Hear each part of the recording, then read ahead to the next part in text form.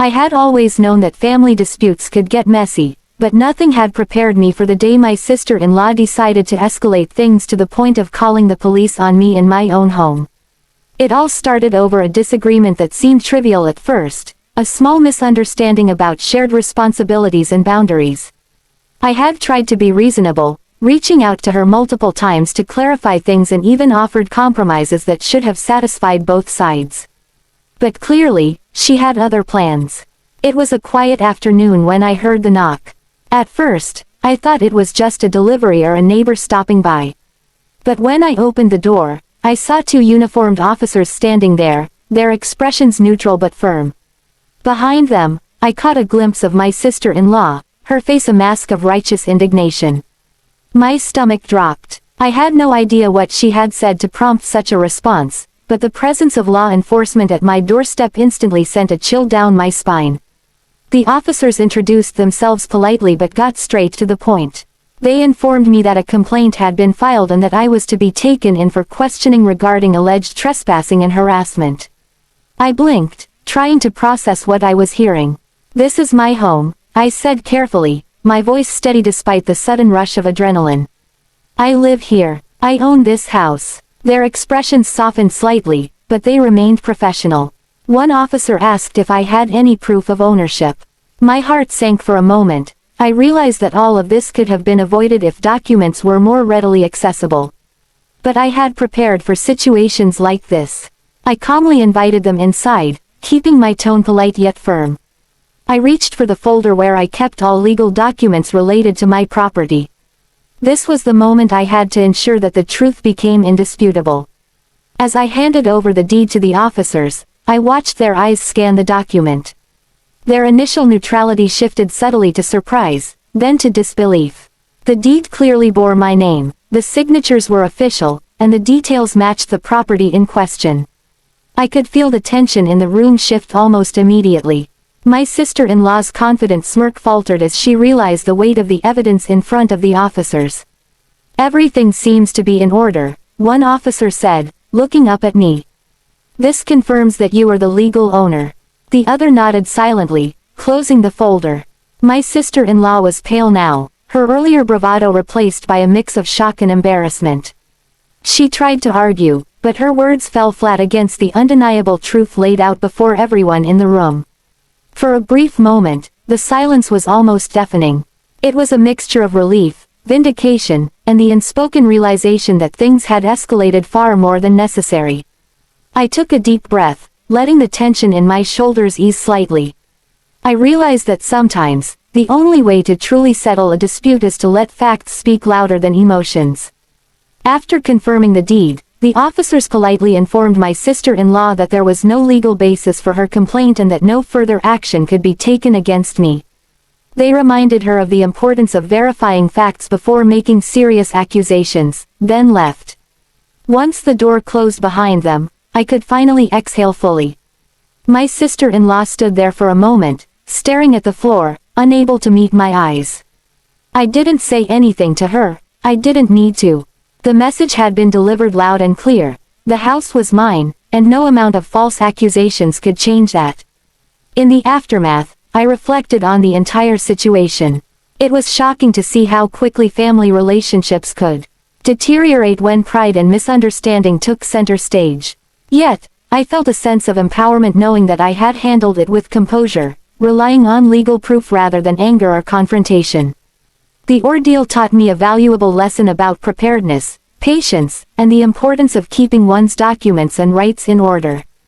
That evening, as I sat in my living room, I realized that the true victory wasn't just in proving ownership of the house, it was in asserting boundaries and maintaining dignity in the face of baseless accusations.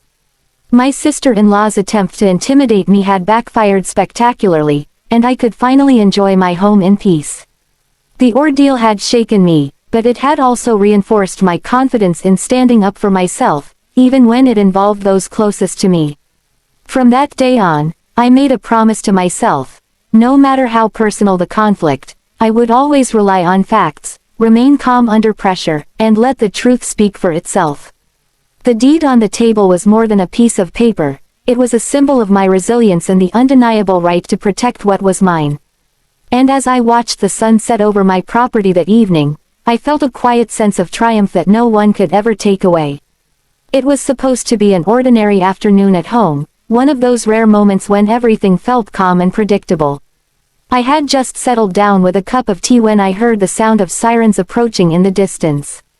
At first, I didn't think much of it. Sirens weren't unusual in our neighborhood. But then came the knock at my door, a firm, insistent knocking that sent a ripple of unease through me. When I opened it, my heart sank. 2 uniformed police officers stood there, looking professional yet cautious.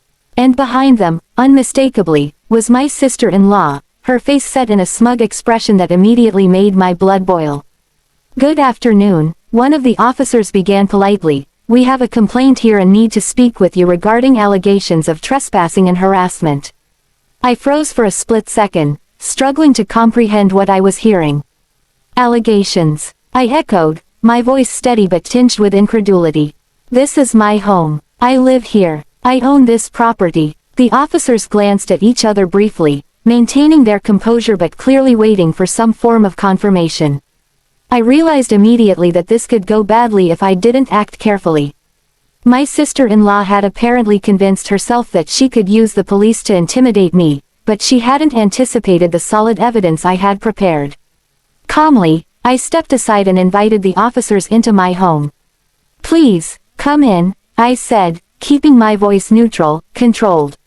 "I believe this will clarify everything." I led them to the living room and retrieved a folder from a locked cabinet. Inside were all the official documents proving my ownership of the house, the deed, tax receipts, and previous legal papers that confirmed my rights beyond dispute. As I handed the folder to the officers, I could see their expressions shift almost immediately. The first page alone, the deed with my name clearly printed and signed, was enough to start changing the dynamic in the room. They leafed through the documents carefully, checking each detail, their professional masks slowly giving way to surprise. My sister-in-law, on the other hand, looked as if the ground had opened beneath her. Her smirk faltered and her eyes widened slightly as she realized that her plan to humiliate me had failed spectacularly. This clearly shows you are the owner," one officer finally said, looking up at me. "All of your documents are in order. There is no legal basis for this complaint." The words hung in the air, heavy and final. My sister-in-law's face had drained of color, leaving only a pale mask of disbelief. She opened her mouth, perhaps to argue, but nothing she could say would counter the undeniable proof in front of everyone. I remained silent, letting the facts speak for themselves. It was a small victory, but one that felt profoundly satisfying. The officers carefully closed the folder and politely informed her that no further action would be taken. Their reminder was firm but courteous. It's essential to verify facts before making serious accusations, especially when it involves law enforcement. Once the officers left, the room felt strangely quiet. My sister-in-law stood frozen, unable to meet my gaze. I didn't need to say anything. The deed, the documents, and the calm certainty with which I had presented them said everything that needed to be said. In that moment, I understood the true weight of preparedness. Had I not kept my papers organized and accessible, this confrontation could have gone in a very different direction.